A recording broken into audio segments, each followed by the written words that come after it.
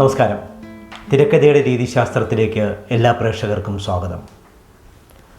നീലക്കുയിൽ എന്ന മലയാള സിനിമയെ അറിയാത്തവരായി ആരുമില്ല. 1954 70 വർഷങ്ങൾക്ക് മുമ്പാണ് നീലക്കുയിൽ മലയാളത്തിൽ റിലീസാകുന്നത്. പി ഭാസ്കരൻ, രാമു കാര്യാട്ടിയും സംവിധാനം ചെയ്ത ചിത്രം.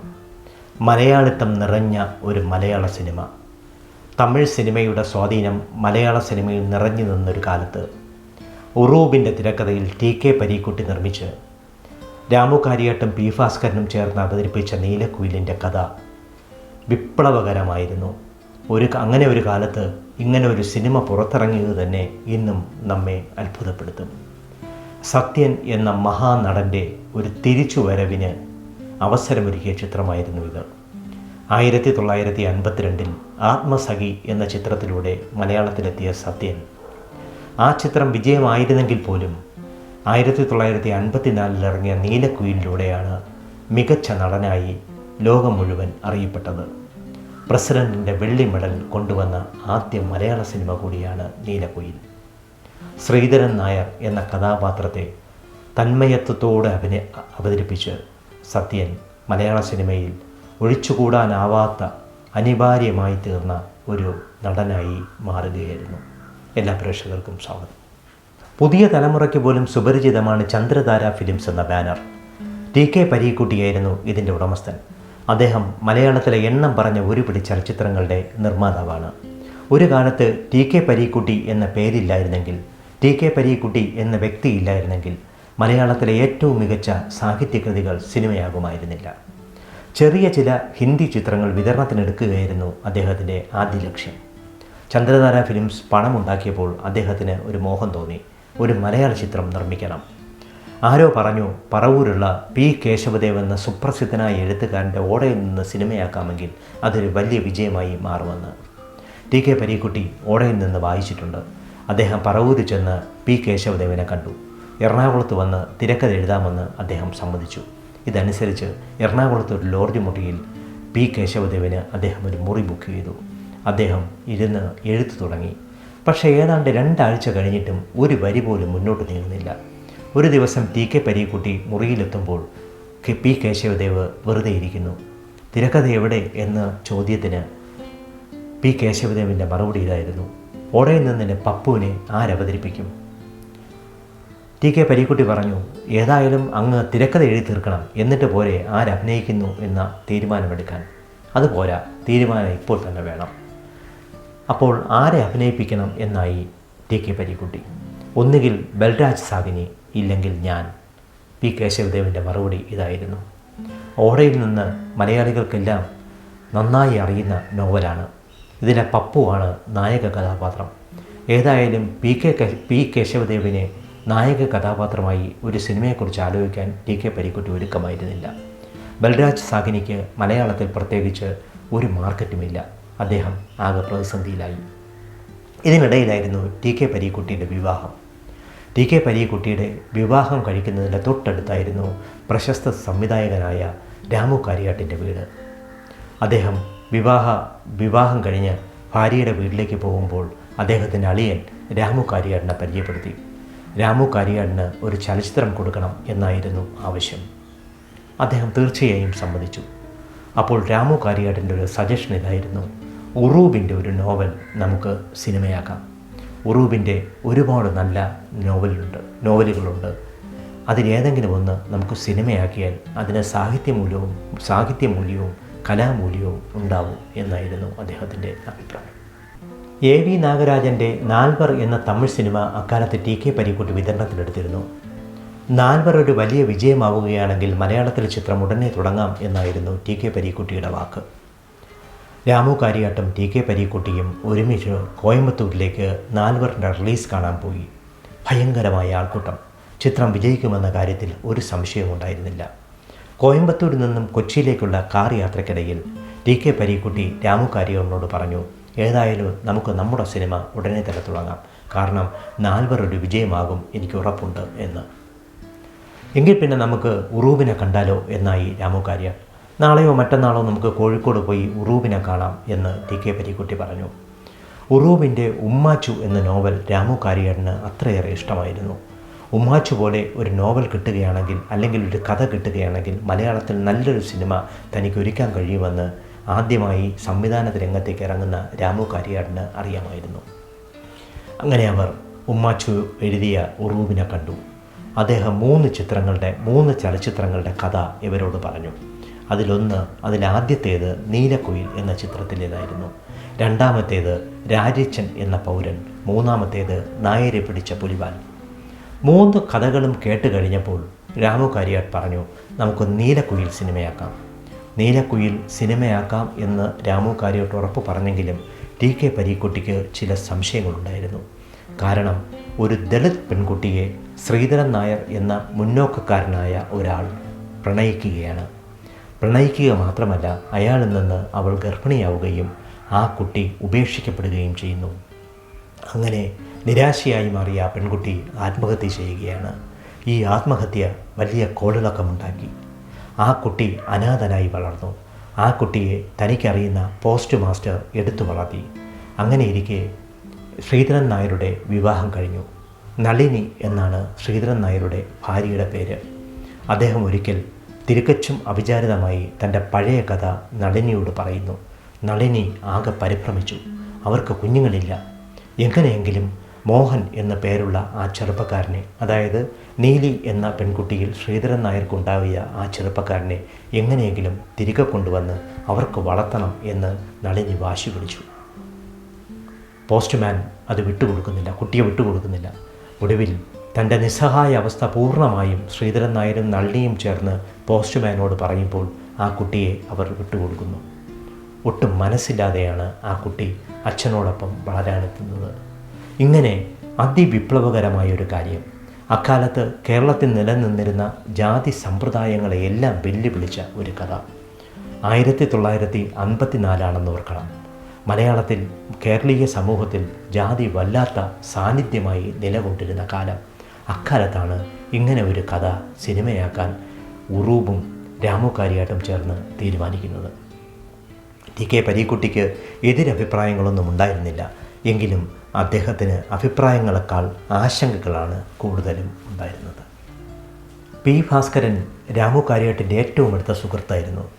തിരമാല എന്ന ചിത്രത്തിൽ പാട്ടെഴുതാൻ വന്നപ്പോഴാണ് P. ഭാസ്കരൻ മാഷിനെ രാമു കാര്യാട്ട് പരിചയപ്പെടുന്നത്. ആ പരിചയം ഹൃദയ അടുപ്പമായി മാറുകയായിരുന്നു. എന്നെങ്കിലും തനിക്കൊരു സിനിമ ചെയ്യാൻ അവസരം കിട്ടിയാൽ ഭാസ്കരൻ മാഷിനെ കൂടെ കൂട്ടുമെന്ന് രാമു കാര്യാട്ട് അക്കാലത്ത് അദ്ദേഹത്തിന് വാക്കുകൊടുത്തു. തനിക്കൊരു സിനിമ വന്നപ്പോൾ, അതും ആദ്യമായി ഒരു സിനിമ സംവിധാനം ചെയ്യാൻ അവസരം വന്നപ്പോൾ രാമു കാര്യാട്ട് P. ഭാസ്കരൻ മാഷെ മറന്നില്ല. അദ്ദേഹം P. ഭാസ്കരൻ മാഷെ വിളിപ്പിച്ചു. എന്നിട്ട് ഉറൂബിനെ അങ്ങ് ഏൽപ്പിച്ചു. ഉറൂബിനെ സ്ക്രിപ്റ്റിൽ സഹായിക്കുക എന്ന ദൗത്യമാണ് ഭാസ്കരൻ മാഷിനെ രാമു കാര്യാട്ട് ഏൽപ്പിച്ചത്. പക്ഷെ നിർഭാഗ്യവശാൽ ഒരാഴ്ച കഴിഞ്ഞപ്പോൾ ഭാസ്കരൻ മാഷിന് വസൂരി വന്നു. അങ്ങനെ അദ്ദേഹം സ്ക്രിപ്റ്റ് എഴുത്തിൽ നിന്നും താൽക്കാലികമായി പിന്മാറേണ്ടി വന്നു. ഉറൂബ് തൻ്റെ തിരക്കഥ രചന തുടർന്നു. ഭാസ്കരൻ മാഷ് മാറിയപ്പോൾ ഉടൻ തന്നെ രാമു കാര്യാട്ട് ഉറൂബിനെ സഹായിക്കാനെത്തി. അവർ കോഴിക്കോട്ടും കൊച്ചിയിലും ഇരുന്ന് തിരക്കഥ പൂർത്തിയാക്കി. വളരെ രസകരമായ ചർച്ചകളിലൂടെയാണ് ഈ തിരക്കഥ വികസിക്കുന്നത്. വിപ്ലവകരമെന്ന് നേരത്തെ പറഞ്ഞതുപോലെ ഒരുപാട് സാമൂഹിക പ്രത്യാഘാതങ്ങൾക്ക് കാരണമാകുന്ന കഥയാണിതെന്ന് ഇരുവർക്കും ഒരു സംശയമുണ്ടായിരുന്നില്ല.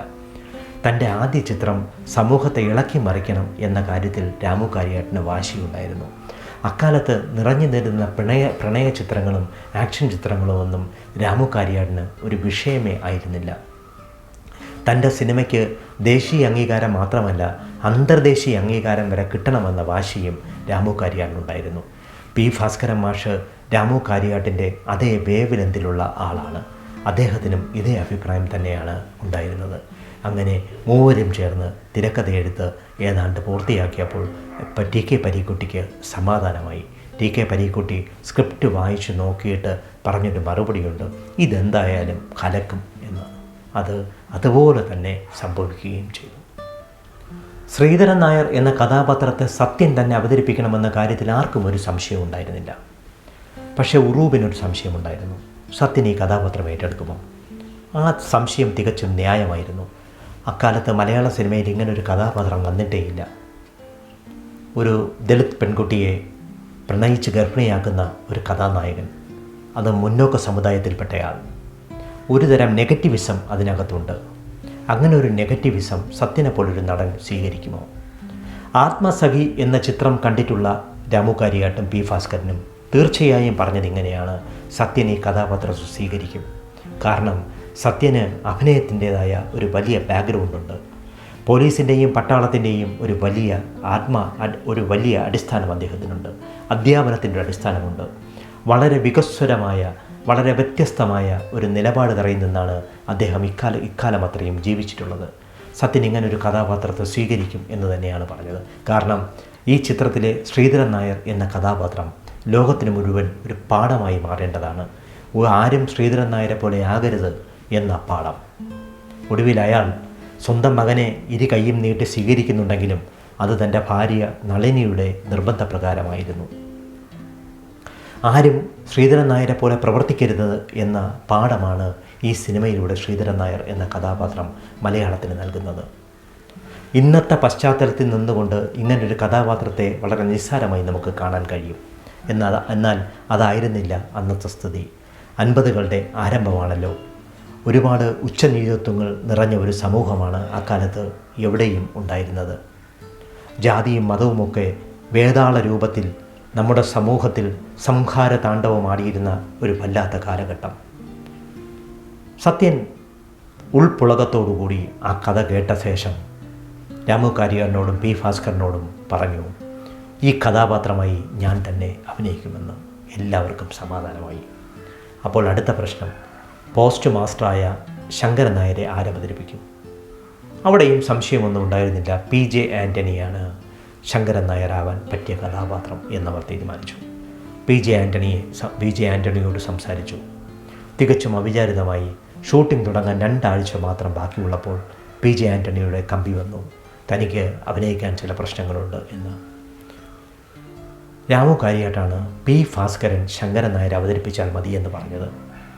സംവിധായകനായ താൻ എങ്ങനെ ഒരു കഥാപാത്രത്തെ, അതും ഒരു മുഴുനീള കഥാപാത്രത്തെ അവതരിപ്പിക്കും എന്നായി പി ഭാസ്കരൻ. ആലോചനകളൊന്നും വേണ്ട എന്ന കാര്യത്തിൽ രാമു കാര്യാടിന് സംശയമൊന്നും ഉണ്ടായിരുന്നില്ല.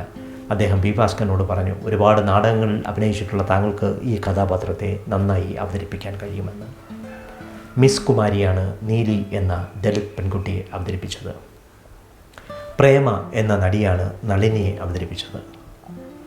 ഇങ്ങനെ ഒരുപാട് പ്രതിഭാധനരായ, മലയാളം കണ്ടിട്ടുള്ള ഏറ്റവും പ്രതിഭകളായ ഒരു കൂട്ടം നടീനടന്മാർ, ഒരു കൂട്ടം ടെക്നീഷ്യന്മാർ, A. വിൻസെൻറ്റിനെ പോലുള്ള ക്യാമറാമാൻ, പി ഭാസ്കരൻ്റെ രചന, ജാനമ ഡേവിഡിൻ്റെ ശബ്ദം, ഇങ്ങനെ എല്ലാം കൊണ്ടും തികച്ചും സമ്പന്നമായി മാറി നീലക്കുയിലിൻ്റെ ക്രൂ. അങ്ങനെ നീലക്കുയിലിൻ്റെ ചിത്രീകരണം ആരംഭിക്കുകയാണ്. K. രാഘവ മാഷിൻ്റെ ഏറ്റവും മികച്ച ഗാനങ്ങളാണ് ഈ സിനിമയിൽ ഉണ്ടായിരുന്നത്. ഭാസ്കര മാഷ് എഴുതിയ മലയാളത്തിലെ ഏറ്റവും നല്ല ഗാനങ്ങളാണ് ഈ സിനിമയുടെ സൗഭാഗ്യമായി പിൽക്കാലത്ത് മാറിയത്. ഇന്നും ഈ ചിത്രങ്ങളുടെ ട്യൂൺ മലയാളികളുടെ എല്ലാം ചുണ്ടത്തുണ്ട് എന്ന കാര്യത്തിൽ സംശയമൊന്നുമില്ല. പ്രശസ്ത ക്യാമറാമാനും സംവിധായകനുമായ ബിപിൻ മോഹൻ ഈ ചിത്രത്തിൽ വളരെ പ്രധാനപ്പെട്ട ഒരു കഥാപാത്രത്തെ അവതരിപ്പിച്ചിട്ടുണ്ട്.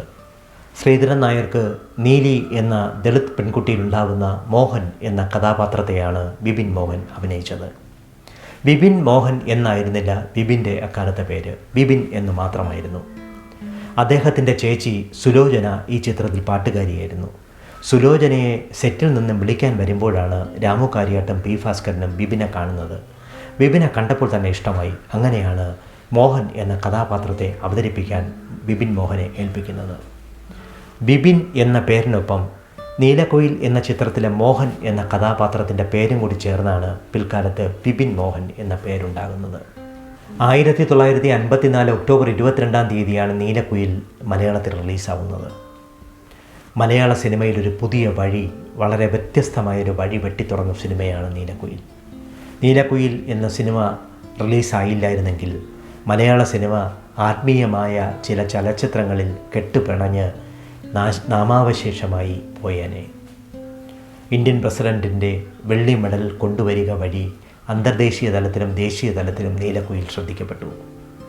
നീലക്കുയിൽ എന്ന സിനിമയെ ഇന്നും മലയാള സിനിമ അതിൻ്റെ പുരോഗമന പാതയിലെ രജത കമലമായി ഇന്നും കരുതുന്നു.